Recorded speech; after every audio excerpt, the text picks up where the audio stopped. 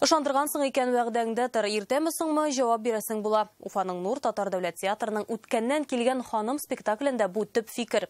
Төрки халыкларының Нәүрүз халыкара театр фестиваленең 3нче көнендә тамашачыны шул рәвешле уйланырга мәҗбүр иттеләр. Бүгенге спектакльләрне Гөлүсә Исмәгыйлова да карады.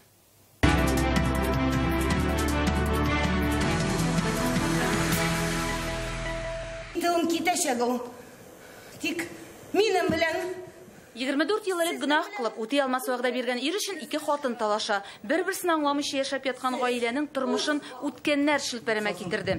Максатына ирешә алмаган алданган ханым барысын да үтереп бетерәчәк. Төп рольне башкаручы Ирина Ганиева Казанга күптән түгел килгән. Дамир Сиражиев премиясын алырга режиссер мине юкка сайламады ди.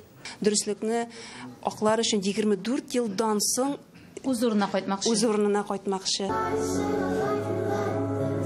Легендар мәхәббәт тарихын казахлар астынскә китерде бүген. Беренче тапкыр Ромео и Джульеттаны юламыйча карап була. Спектакль уеннан башланып китте, шулай ук тамамлана. Студентлар өчен бу бик әйбәт эш булыр иде. Хореография ягыннан да бик сай. Бу безнең беренче хезмәтебез, курчаклар белән бөтенләй эшләгәнебез юк иде. Бик авыр булса да команда булышты. Сәхнә тулы кәгазь, бар нәрсә шуңа корылган. Соңыннан ул буялып бетә. Символик мәгънәсе, кыйммәтләрнең пычрануы. Бу рәссам уйлап тапкан алым. Бүген Нәүрүз фестивале кысаларында Әкият Курчак театрында куелган икенче спектакль «Су анасы». Бу татар халкының фольклор хәзинәсе.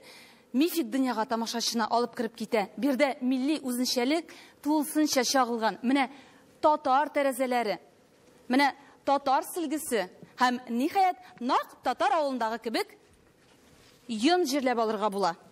Шаллы дәүләт Курчак театр артисты Ландыш Мырзахановага да тиз арада йон эрләргә өйрәнергә туры килгән. Гомумән, спектакльне 2 ай әзерлиләр. Су анасының су асты патшалыгын үзенчәлекле итеп бирә алулары белән горурланалар алар. В черном кабинете. Караңгы кабинетта эшли артистлар бик катлаулы бу. Алар һәм аларның таяклары бөтенләй күренми. Ут куя белү мөһим.